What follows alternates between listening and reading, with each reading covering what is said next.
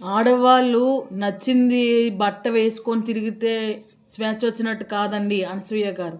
అసలు ఆడదానికి స్వేచ్ఛ అనేది ఎప్పుడు వస్తుంది అంటే, తను కాళ్ళ మీద తను నించొని పెళ్ళికి రెడీ అన్న టైంలో పెళ్ళి చెయ్యాలి అనేది ఆడదాని యొక్క స్వేచ్ఛ.